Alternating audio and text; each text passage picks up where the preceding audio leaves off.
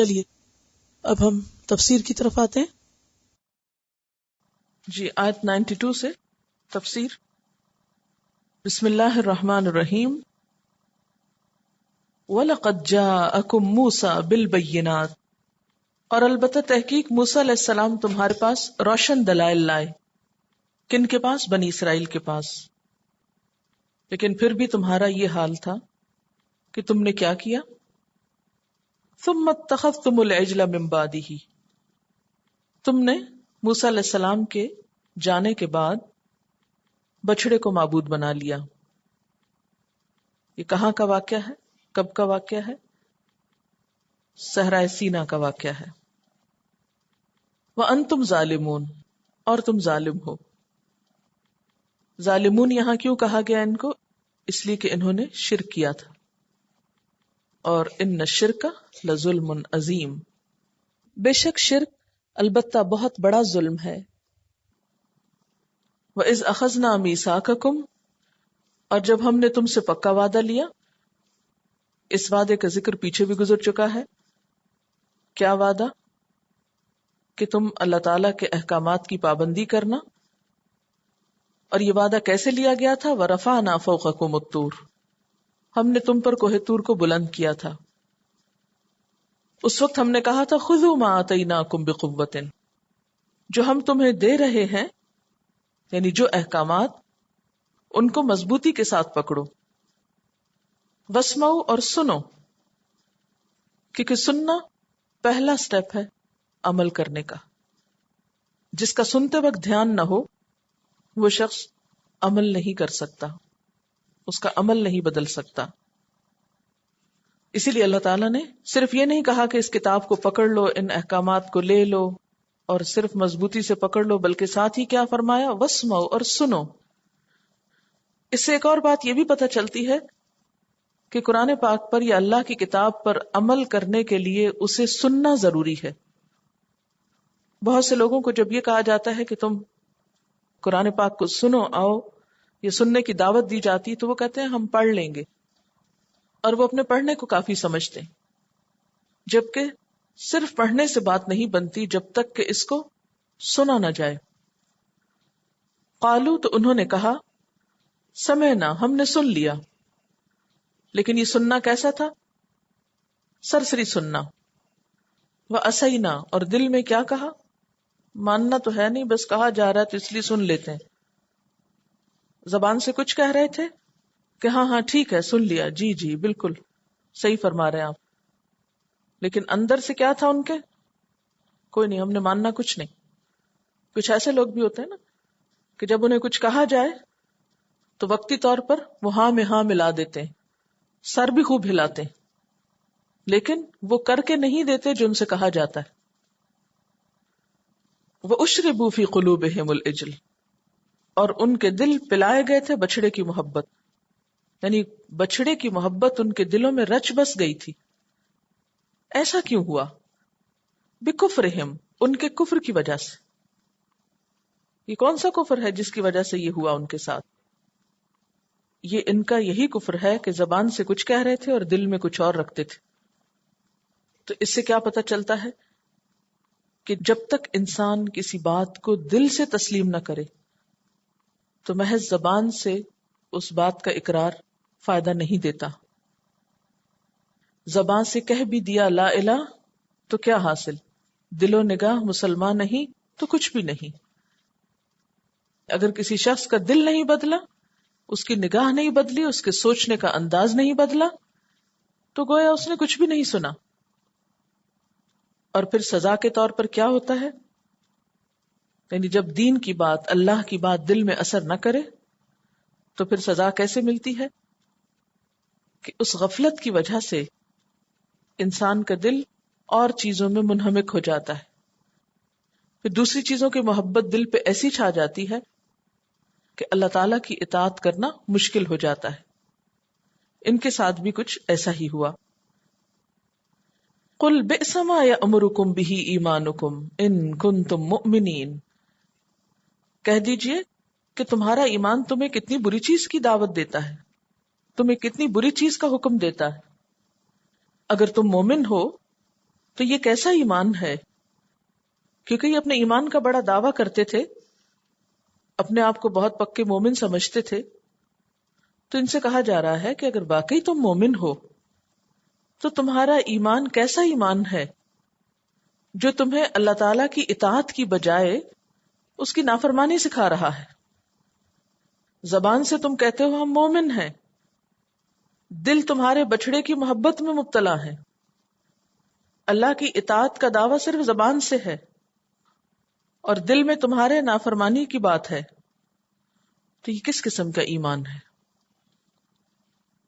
تو اس سے کیا پتہ چلتا ہے کہ ایمان بھی اس وقت تک مکمل نہیں ہوتا جب تک انسان کا عمل اس کی تائید نہ کرے، جب تک عمل اس کے مطابق نہ آئے. کیونکہ اگر ان کے دلوں میں واقعی اللہ تعالیٰ کی محبت ہوتی، اگر وہ اللہ کی محبت میں سچے ہوتے تو ان کا یہ طرز عمل نہ ہوتا. قل ان کانت لکم الدار الآخرۃ عند اللہ خالصۃ من دون الناس فتمنوا الموت ان کنتم صادقین. آپ ان سے کہہ دیجئے کہ اگر آخرت کا گھر اللہ کے پاس خالصتاً تمہارے ہی لیے بنا ہے اور لوگوں کا اس میں کوئی حصہ نہیں، اور تم ہی نے جنت میں جانا ہے، تو دنیا میں کیوں بیٹھے ہو؟ جنت میں چلو، موت کی تمنا کرو اگر تم اپنی اس بات میں سچے ہو. تو یہاں سے یہ پتا چلتا ہے کہ ان کے کسی دعوے کی تردید ہو رہی. ان کا دعویٰ کیا تھا کہ ہم اللہ کے بیٹے ہیں، اس کے بڑے لاڈلے. پھر کہتے تھے لن يدخل الجنت الا من كان هودا او نصارى، جنت میں کوئی جا نہیں سکتا مگر جب تک کہ یہودی یا عیسائی نہ ہو. یہود کہتے تھے یہودی نہ ہو، عیسائی کہتے تھے عیسائی نہ ہو. پھر دوسری جگہ کہتے ہیں لن تمسنا النار الا ایاما معدودہ، ہمیں آگ چھوئے گی ہی نہیں بالکل مگر چند دن.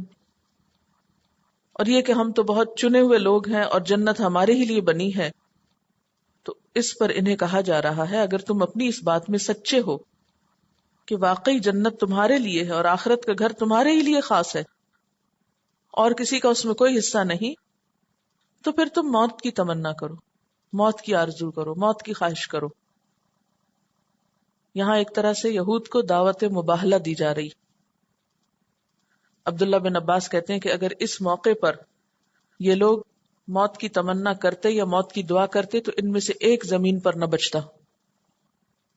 اللہ تعالیٰ پھر فرماتے ہیں وَلَن يَتَمَنَّوْهُ أَبَدًا، اور وہ کبھی بھی اس کی تمنا نہ کریں گے، ہرگز تمنا نہیں کریں گے. کیوں؟ وجہ کیا ہے؟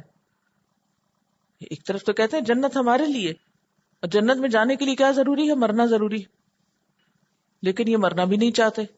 تو اس کی کیا وجہ ہے؟ اس کی وجہ یہ ہے کہ ان کو پتا ہے کہ ان کے اعمال کیسے ہیں. یہ اپنی حرکتوں سے بخوبی واقف ہیں، اپنے جرائم کا انہیں خوب علم ہے. اسی لیے وَلَن يَتَمَنَّوْهُ أَبَدًا، کبھی بھی تمنا نہ کریں گے. بِمَا قَدَّمَتْ أَيْدِيهِمْ، بوجہ اس کے جو ان کے ہاتھوں نے آگے بھیجا ہے. ہاتھوں نے کیا آگے بھیجا ہے؟ ان کے اعمال. وَاللَّهُ عَلِيمٌ بِالظَّالِمِينَ، اور اللہ ظالموں کو خوب جانتا ہے، ان کے تمام اعمال سے واقف ہے. یہ لوگ اصل حقیقت سے آگاہ تھے، جانتے تھے کہ اللہ کی بارگاہ میں جانے کے بعد ان کا حشر کیا ہوگا. وہی ہوگا جو اللہ نے اپنے نافرمانوں کے لیے تیار کر رکھا ہے. اس لیے کبھی بھی یہ موت کی تمنا نہیں کریں گے. وَلَتَجِدَنَّهُمْ، اور البتہ تم ضرور ان کو پاؤ گے. موت کی تمنا تو کیا، تم دیکھو گے احرص الناس علی حیات، زندگی پر سارے لوگوں سے بڑھ کے حریص ہیں. دنیا بھر کے لوگوں سے زیادہ ان کے اندر زندگی کی محبت ہے، یہ مرنا چاہتے ہی نہیں. وَمِنَ الَّذِينَ أَشْرَكُوا، اور اس معاملے میں، کس معاملے میں؟ زندگی کی محبت کے معاملے میں، جینے سے پیار کے معاملے میں تو یہ مشرکین سے بھی بڑھ کر ہیں، ان سے بھی آگے ہیں. یود احدہم، ان میں سے ایک ایک یہ چاہتا ہے. کن میں سے؟ یہود میں سے. کیا چاہتا ہے؟ لو یعمر 1000 سنہ، کاش عمر دیا جائے 1000 سال.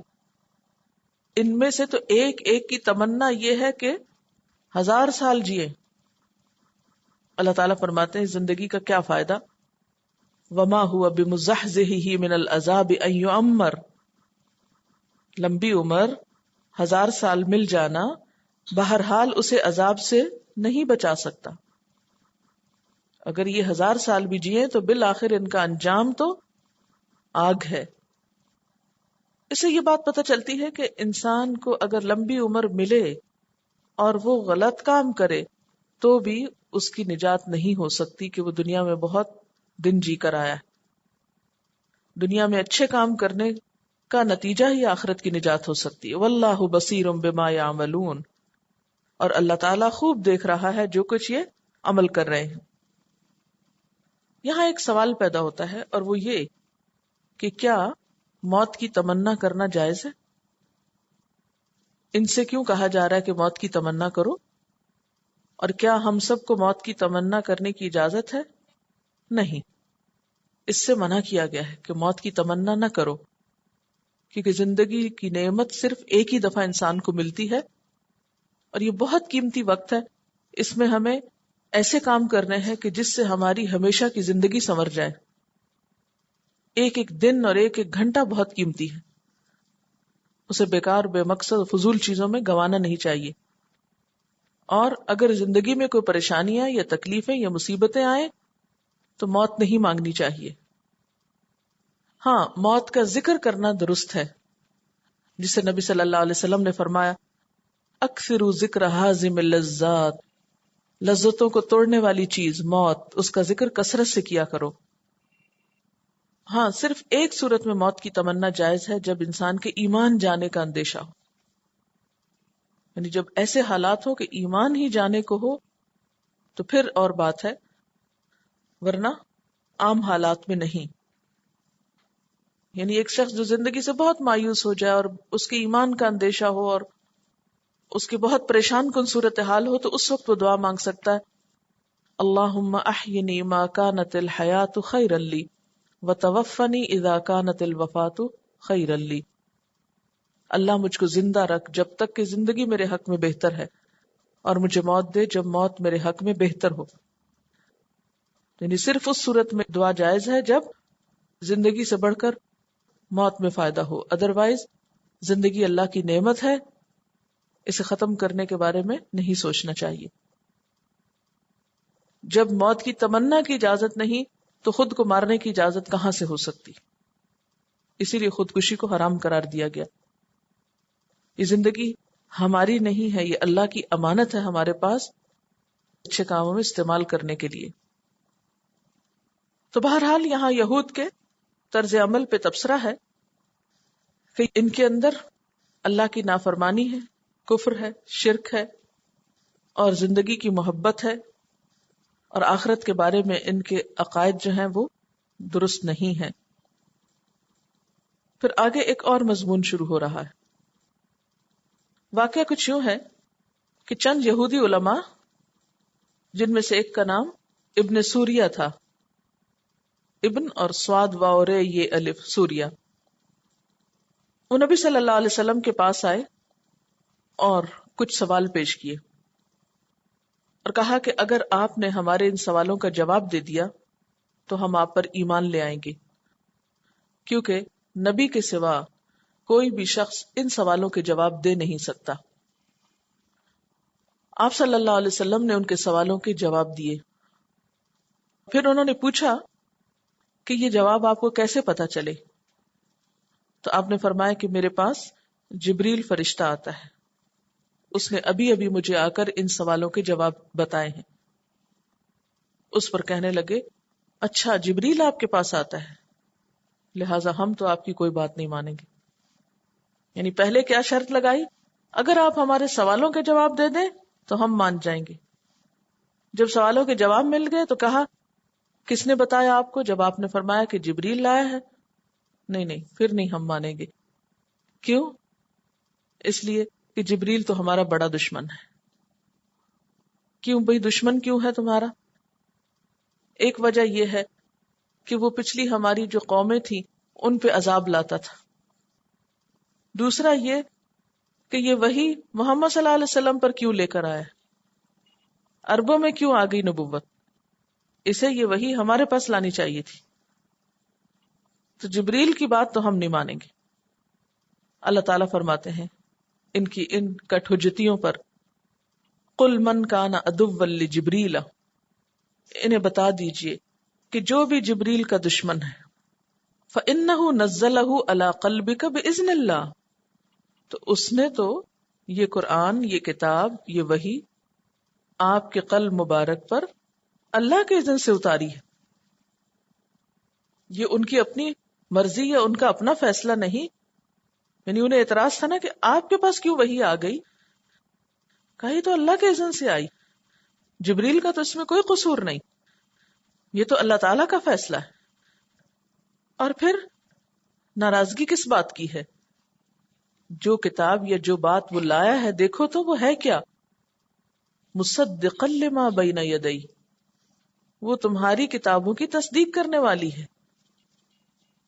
تو جو کتاب تمہاری تصدیق کر رہی ہے، جو کتاب تمہاری معلومات کو ویریفائی کر رہی ہے، تمہیں آخر اس سے دشمنی کا کیا شوق ہے؟ کیوں دشمنی رکھتے اس سے؟ مثلا آپ دیکھیں نا، ایک شخص جو آپ کو سچا کہے، آپ کی بات کو درست کہے، آپ اس سے کہیں میری تو اس سے دشمنی، تو یہ تو حماقت کی بات ہے نا. کہ جبریل کوئی ایسی چیز نہیں لائے کہ جس سے تمہاری توہین ہو رہی ہے، وہ تو ایسی چیز لائے ہیں جس سے تمہاری تصدیق ہو رہی ہے. مصدقا لما بین یدی وہدن، ہدایت والی چیز لائے ہیں، وبشرا، خوشخبری لائے ہیں. لیکن ہدایت اور بشارت اسی کے لیے ہوگی نا جو اس کو مانے گا، للمؤمنین، ایمان والوں کے لیے. پھر اللہ تعالیٰ فرماتے من کان عدوا للہ، جو بھی کوئی اللہ کا دشمن ہوگا، وملائکتہ، اور اس کے فرشتوں کا، ورسلہ، اور اس کے رسولوں کا، وجبریل، اور جبرائیل علیہ السلام کا، ومیکال، اور میکائیل علیہ السلام کا، وہ سب یاد رکھیں فإن اللہ عدو للکافرین، تو بے شک اللہ تعالیٰ سب کافروں کا دشمن ہے. اچھا، یہود یہ بھی کہتے تھے کہ میکائیل ہمارا دوست ہے، تو اللہ تعالیٰ نے کیا فرمایا؟ یہ سب میرے مقبول بندے ہیں، سارے فرشتے، سارے رسول، اور جبریل اور میکائیل. اگر تم ان میں سے کسی ایک سے بھی دشمنی رکھو گے تو خواہ دوسروں سے محبت بھی رکھو تو تمہاری یہ محبت قابل قبول نہیں جب تک کہ سب کو محبت نہ دو، جب تک کہ سب کی قدر نہ کرو. کیونکہ ہمیں یہی سکھایا گیا نا کہ ہم سب رسولوں پر ایمان لاتے ہیں. آمن الرسول بما انزل الیہ من ربہ والمؤمنون کل آمن باللہ وملائکتہ وکتبہ ورسلہ. ایمان کے لیے شرط ہے کہ سارے انبیاء کو مانا جائے، سب فرشتوں پر ایمان لایا جائے. اگر ان میں سے کسی ایک سے بھی دشمنی رکھی، کسی ایک سے بھی عداوت رکھی، تو باقیوں کو ماننا بھی بیکار ہو جائے گا. فَإِنَّ اللَّهَ عَدُوٌّ لِّلْكَافِرِينَ، ان میں سے کسی ایک کو نہ ماننا کفر ہے، اور ایسے کافروں کا دشمن پھر اللہ ہے. اس سے بہت اہم نقطہ پتہ چل رہا ہے. وہ کیا؟ کہ اللہ کے کسی محبوب بندے سے، اللہ کے کسی پیارے بندے سے نفرت رکھنا، عداوت رکھنا، دشمنی رکھنا انسان کے اعمال کو برباد کر دیتا ہے. ایک حدیث میں آتا ہے من عادى لی ولیا فقد بارزنی بالحرب، جس نے میرے کسی دوست سے دشمنی رکھی اس نے میرے خلاف اعلان جنگ کیا. تو اس سے ایک بات پتہ چلتی ہے کہ اولیاء اللہ سے محبت اور ان کی تعظیم اور عزت بہت ضروری ہے. اللہ والوں سے محبت اور ان کی عزت بہت ضروری ہے. اگر کوئی شخص اولیاء اللہ سے دشمنی رکھے یا اللہ کے ولیوں سے عداوت رکھے، ایسے شخص کے اعمال برباد ہو جاتے ہیں. ایسے شخص سے اللہ تعالیٰ دشمنی رکھتے ہیں، ایسے شخص کو اللہ تعالیٰ ناپسند کرتے ہیں. کسی نے لکھا ہے کہ اولیاء اللہ کون ہے؟ اولیاء اللہ کا مطلب ہوتا ہے اللہ کے دوست. اللہ کے دوست بننے کے لیے کیا کوئی خاص شکل بنانا ضروری ہوتا ہے؟ کوئی خاص لباس پہننا ضروری ہوتا ہے؟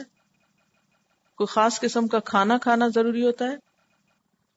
کسی خاص قسم کے مقام اور مکان میں رہنا ضروری ہوتا ہے؟ کوئی خاص قسم کی حرکات کرنا ضروری ہوتی ہیں؟ پھر کیا کرنا ہوتا ہے اللہ کا دوست بننے کے لیے؟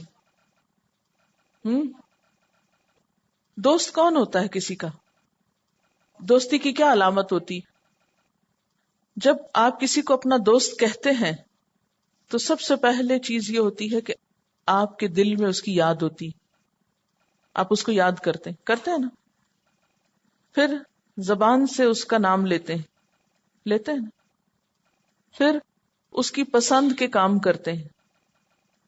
تو جو اولیاء اللہ ہوتے ہیں ان کی بھی یہی علامتیں ہوتی ہیں کہ وہ دل میں اللہ کو یاد کرتے ہیں، ان کے دل میں اللہ کی محبت ہوتی ہے، ان کی زبان پر اللہ کا نام ہوتا ہے، وہ ہر جگہ اللہ کا چرچا کرتے ہیں، اللہ تعالیٰ کی بڑائی بیان کرتے ہیں، اور ان کے عمل میں وہ باتیں ہوتی ہیں جو اللہ تعالیٰ کو پسند ہوتی ہیں، اور ان کاموں کو چھوڑ دیتے ہیں جو اللہ تعالیٰ کو پسند نہیں ہوتے. یہ ہے کرائیٹیریا ولی اللہ ہونے کا. تو یہ 3 چیزیں جس کے اندر ہوں گی وہ ولی اللہ ہوگا. ٹھیک ہے؟ ولی اللہ ہونے کا مطلب یہ نہیں کہ غیب کی خبریں بتائی جائیں، یا کوئی خوابیں سنائی جائیں، یا کوئی ایسی باتیں کہی جائیں کہ جو عام لوگوں کے بس میں نہ ہوں. جو شخص بھی اللہ کا دوست ہوتا ہے پھر اس کی مدد کرنا اللہ کے ذمے ہوتا ہے.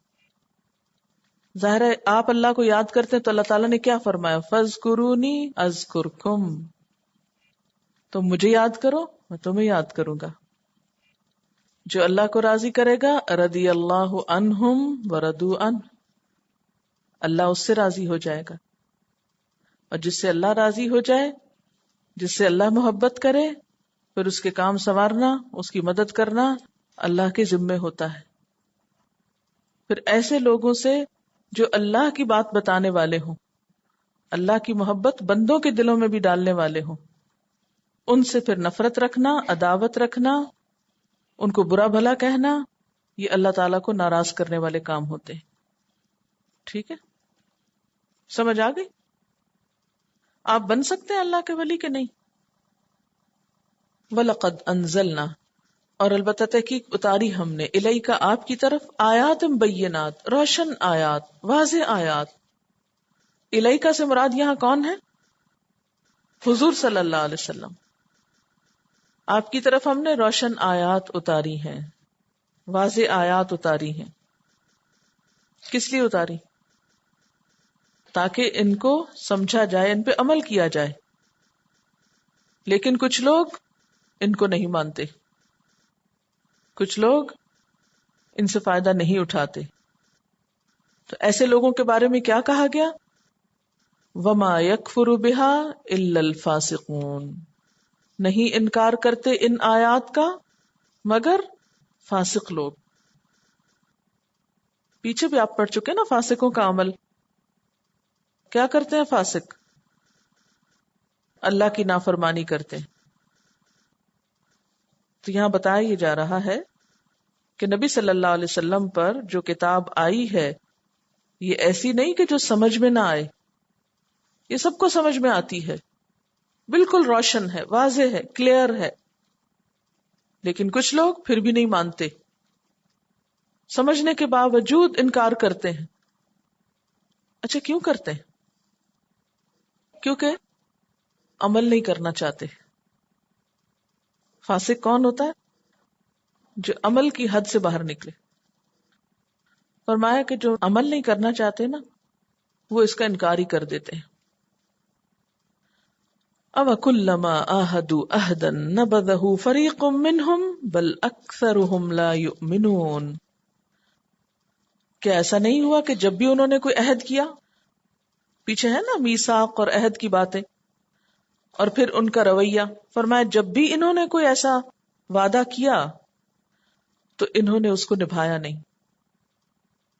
ایسا تو ضرور ہوا کہ نبذہ فریق منہم، ان میں سے ایک گروہ نے اس کو پھینک دیا. کس کو پھینک دیا؟ عہد کو. بل اکثرہم لا یؤمنون، بلکہ اکثریت کا یہی حال تھا کہ وہ ایمان نہیں لاتے تھے، مان کے نہیں دیتے تھے. وَلَمَّا جَاءَهُمْ رَسُولٌ مِّنْ عِندِ اللَّهِ، اور جب اللہ کے پاس سے ایک رسول ان کے پاس آ گیا، مُصَدِّقٌ لِّمَا مَعَهُمْ، جو تصدیق کرنے والا ہے اس چیز کی جو ان کے پاس پہلے سے موجود ہے، نَبَذَ فَرِيقٌ مِّنَ الَّذِينَ أُوتُوا الْكِتَابَ، تو پھینک دی ایک گروہ نے جنہیں کتاب دی گئی تھی. کیا پھینک دی؟ کتاب اللہ، اللہ کی کتاب. کہاں پھینک دی؟ وراء ظہورہم، اپنی پیٹھ کے پیچھے.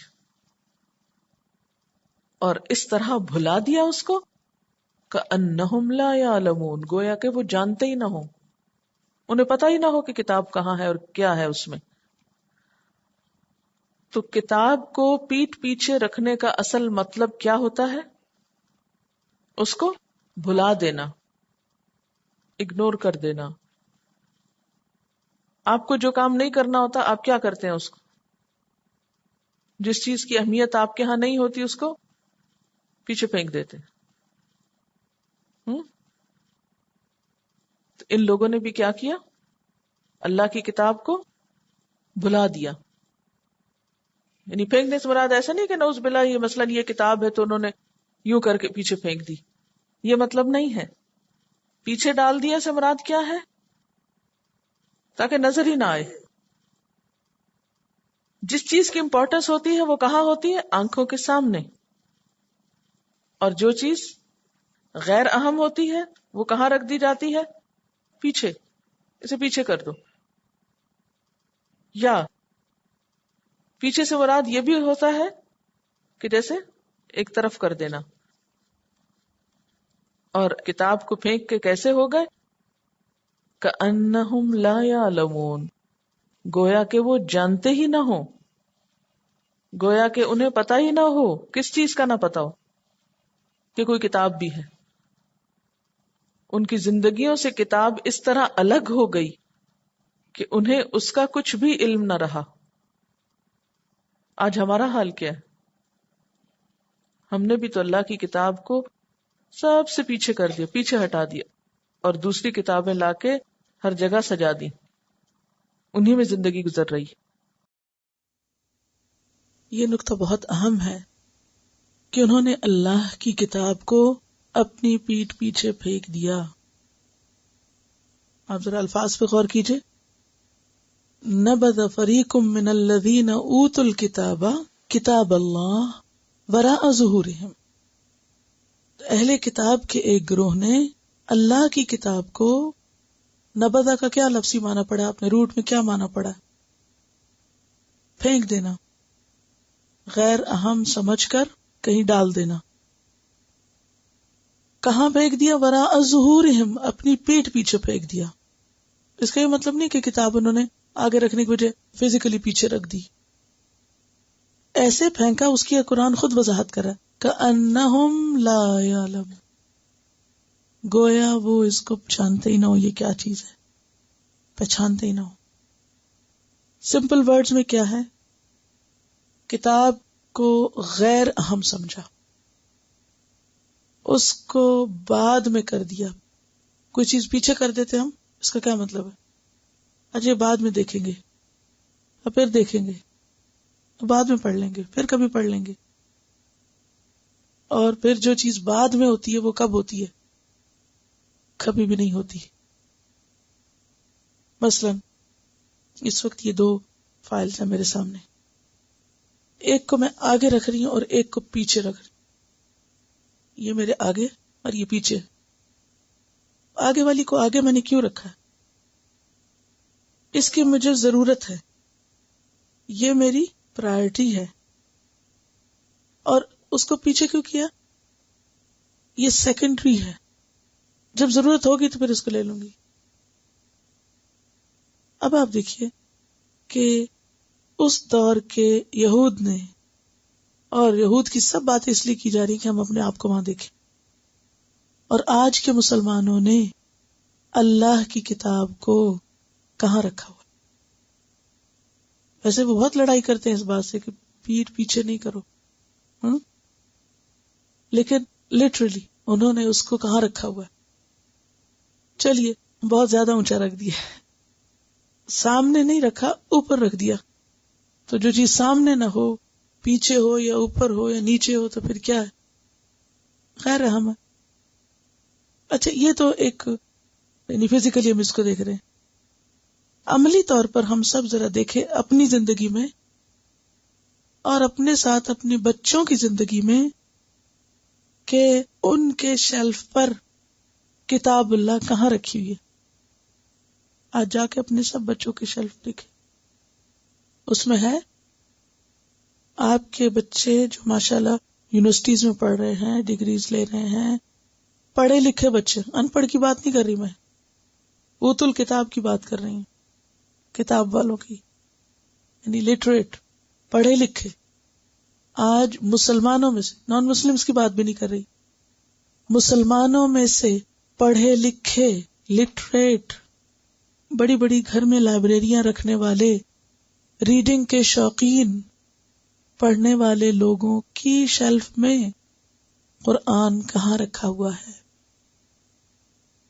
یا تو ہے ہی نہیں، سب اپنے گھر کی لائبریریوں کا جائزہ لیں، یا تو ہے نہیں، یا پھر وہ زیادہ اونچا رکھ دیا.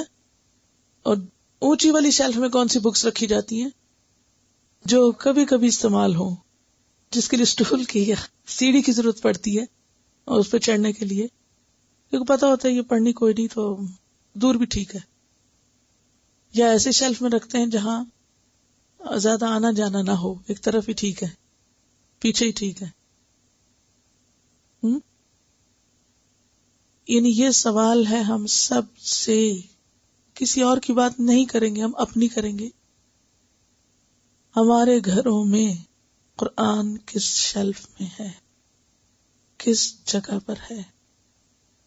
کیوں نہیں کھولتے؟ کیوں نہیں کھولتے؟ بے ادبی ہوتی ہے. یہ بھی شیطان نے ایک بہت اچھا نسخہ سجھا دیا، بے ادبی والا. بے ادبی ہوتی ہے، سامنے نہ رکھو، چھپا کے پیچھے کر دیا. اب آپ دیکھیے، پہلا سوال یہ ہے قرآن کس شیلف پر ہے؟ نمبر 2، اگر سامنے کے شیلف پر بھی ہے اتفاق سے تو اس کو کتنی دفعہ پڑھتے ہیں؟ مہینے میں، ہفتے میں، دن میں؟ نمبر 3، اگر روز نہیں پڑھتے، کیوں نہیں پڑھتے؟ نہ پڑھنے کی وجہ کیا ہے؟ ٹائم نہیں ہے. ٹائم کیوں نہیں ہے؟ ٹائم کیوں نہیں قرآن پڑھنے کا؟ کیونکہ اور بہت کچھ پڑھنے کو ہے، اور بہت ساری کتابیں پڑھنے کو جو ہیں، اب وہ پڑھیں یا اس کو پڑھیں؟ اب ظاہر ہے کہ آپ کا بیٹا یونیورسٹی میں ڈگری کر رہا ہے یا بیٹی ہے، جو بھی آپ خود، تو اب آپ کے پاس وقت اس لیے نہیں ہے کہ آپ کے پاس اور بہت کتابیں پڑھنے کو. اچھا ان کو پہلے کیوں پڑھ رہے ہیں؟ دنیا کے فائدے کے لیے، کیونکہ ڈگری کرنی ہے، اگر نہیں پڑھیں گے امتحان میں فیل ہو جائیں گے. تو دنیا کا امتحان کیا ہے ہمارے نزدیک؟ دنیا کا امتحان کیا ہے؟ کامیابی کا ذریعہ ہے، اور دنیا کا امتحان میں ناکامی ہے. تو آخرت کا امتحان، اس کے لیے کیا فرق پڑتا ہے، کامیابی یا ناکامی؟ اگر ہمارے بچے آخرت کے امتحان میں کامیاب نہ بھی ہو تو کیا فرق پڑے گا؟ اور اگر آپ سمجھتے کہ کتاب کے بغیر ہی کامیاب ہو جائیں گے وہ، تو پھر تو میرے خیال ہے وہ دنیا کی کتابیں پڑھے بغیر بھی دنیا کے امتحان میں کامیاب ہو سکتے. اگر دنیا کے امتحان میں دنیا کی کتاب پڑھے بغیر، مخصوص سلیبس پڑھے بغیر کامیاب نہیں ہو سکتے، تو آخرت کے امتحان سے متعلق کتاب پڑھے بغیر کیسے کامیاب ہو سکتے؟ کیسا ڈبل سٹینڈرڈ ہے ہمارا، ڈبل سٹینڈرڈ. دنیا کے امتحان میں کامیاب ہونے کے لیے کتاب پڑھنا ضروری ہے، آخرت کے امتحان میں کامیاب ہونے کے لیے کتاب پڑھنا ضروری نہیں. تب آپ دیکھیے بات تو بنی اسرائیل کی ہو رہی تھی. وَلَمَّا جَاءَهُمْ رَسُولٌ مِّنْ عِندِ اللَّهِ مُصَدِّقٌ لِّمَا مَعَهُمْ، اوتھینٹک کتاب جو پچھلی کتابوں کی بھی تصدیق کرتی ہے وہ لے کر آیا، رسول لایا. نبذ فریق من الذین اوتوا الکتاب، تو جن لوگوں کو کتاب دی گئی تھی ان میں سے کچھ لوگوں کا حال کیا ہے؟ انہوں نے پھینک دیا کتاب اللہ، اللہ کی کتاب کو، وراء ظہورہم، اپنی پیٹھ پیچھے. اور کیسے پھینکا؟ کأنہم لا یعلمون، جیسے اس کو پہچانتے ہی نہ ہو. ذرا اس جملے کو پڑھیے اپنے منہ سے، کأنہم لا یعلمون. کیا معنی دماغ میں آتا ہے؟ گویا جانتے ہی نہ ہو، گویا جانتے ہی نہ ہو. کیا نہ جانتے ہوں؟ کہ یہ اللہ کی کتاب ہے. اتنے بیگانے اللہ کی کتاب سے، اتنے بیگانے، یعنی اس کے پاس سے ایسے گزر جائیں گے، اس کو ایسی نظر سے دیکھیں گے گویا کہ اجنبی ہے. یہ سب اجنبی ہے ان کے لیے. اگر کہا بھی جائے کہ سمجھ ہی نہیں آتا کیا پڑھیں، آپ کہتے ہیں عربی میں قرآن پڑھو، ہمیں نہیں عربی آتی. انگریزی کیسے آ گئی؟ اگر وہ آ گئی تو عربی نہیں آ سکتی. انگریزی کیوں سیکھ لی؟ کامیابی کے لیے. کوئی محنت کی کہ خود ہی آ گئی؟ کی محنت، کوشش کی، تو عربی کیوں نہیں آ سکتی؟ اتنی محنت ہو تو یہ بھی آ جائے گی. یہ کہہ رہی ہے کہ اسے ہمارے سلیبس میں ہونا چاہیے تھا. بالکل صحیح فرمایا آپ نے. پڑھاتا کون؟ استاد ہی نہیں ہے. مشکل تو یہ ہے. کیوں نہیں ہے؟ لوگ پڑھنا ہی نہیں چاہتے. ابھی آپ دیکھیں، آپ جیسی بہت سی بہنیں جن کو اللہ نے ٹیلنٹ دیا ہے، جن کو اللہ نے پڑھنے کی صلاحیت دی، وہ اور کورسز کر رہی ہیں. یہ کورس مشکل ہے، ٹو مچ. تو اس کورس کا کیا مقصد ہے؟ یہی مقصد ہے نا کہ کچھ لوگ ایسے ہوں جن کو خود سمجھ آئے تو کسی اور کو بتانے کے لائق ہو جائے. تو چاہے جتنا مرضی سلیبس بنا دیں. آج بھی آپ دیکھیں کتنے اسلامک سکولز ہیں یہاں، ان کے کتنے سلیبس میں قرآن ہے؟ قرآن ہے؟ قرآن نہیں ہے. اور بہت سی چیزیں. جب تک کتاب نہیں پڑھیں گے، اصل ٹیکسٹ نہیں پڑھیں گے، اصل سورس پر گرپ نہیں ہوگی، کیسے آپ سیدھے رستے پہ آ سکتے؟ باقی تو اسلام کے نام پہ جو چیزیں پڑھتے ہیں لوگوں کی باتیں نا، لوگوں نے جو سمجھا لکھ دیا، آپ اس طرح پڑھ رہے ہیں. کوئی کتاب آپ اٹھاتے ہیں اسلام سے متعلق جو سیکنڈری ہوتی ہے، اوریجنل سورس یہ ہے. اوریجنل سورس پڑھے بغیر صرف سیکنڈری کتابیں پڑھنا کافی نہیں ہوا کرتا. تو جب تک آپ کے اسلامک اسکولز میں بھی ٹیکسٹ نہیں، ٹیکسٹ، اور پھر وہ کیوں نہیں بیچارے رکھتے؟ میں ان کو کوئی بلیم نہیں کرتی، میں کسی اسکول والے کو بلیم نہیں کر رہی. ان کی مجبوری یہ ہے کہ انہیں سائنس پڑھانے کے لیے، میتھس پڑھانے کے لیے، باقی چیزیں پڑھانے کے لیے ٹرینڈ سرٹیفائیڈ ٹیچرز مل جائیں گے. قرآن پڑھانے کے لیے سرٹیفائیڈ ٹیچر نہیں ہے. وہ کیسے پڑھائیں؟ کیونکہ قرآن پڑھانا بھی یہ بھی ڈیمانڈ کرتا ہے کہ آپ کے پاس کیا ہو، طریقہ ہو پڑھانے کا. تو جب تک آپ طریقہ نہیں سیکھیں گے، جب تک آپ جانیں گے نہیں، کیسے پڑھائیں گے آگے؟ تو بات یہ ہے کہ بحیثیت کل امت مسلمہ کا آج حال یہی ہے کہ ہمارے پاس اس کے لیے وقت نہیں ہے. وقت نہیں ہے، نہ ہمارے پاس ہے نہ ہمارے بچوں کے پاس.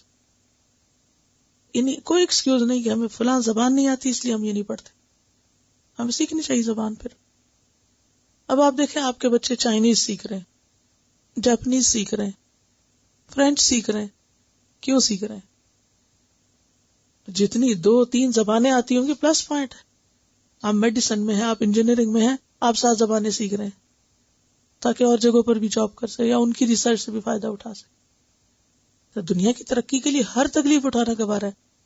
آخرت کی کامیابی کے لیے کوئی تکلیف اٹھانے کی ضرورت نہیں. وہ تو چھو منتر سے ہی مل جائے گی جنت. تو ہم سب کو اپنے رویوں پہ غور کرنے کی ضرورت ہے. اللہ تعالیٰ فرماتے ایسا رویہ کتاب سے کأنہم لا یعلمون، گویا جانتے ہی نہ، پہچانتے ہی نہ یہ کیا چیز ہے. یعنی آپ جس کو نہیں پہچانتے تو ایک طرح سے کیا کر رہے تھے، یعنی بعض اوقات آپ کچھ لوگوں کو دیکھتے ہیں، آپ کو پتا ہوتا ہے یہ کون ہے، لیکن جانتے ہوئے بھی انجان بنے ہوئے ہیں، جانتے ہوئے انجان بنے ہوئے ہیں. کتاب پتہ ہے اللہ کی طرف سے آئی ہے، لیکن رویہ کیسا ہے؟ انجان بنے ہوئے ہیں. کیوں انجان بنے ہوئے ہیں؟ پتہ چل گیا پھر عمل کرنا پڑ جائے. اور جنت اگر عمل کے بغیر مل سکتی ہے تو عمل کرنے کی کیا ضرورت ہے؟ عقیدہ خراب ہے، سوچ ہی درست نہیں، بنیاد درست نہیں.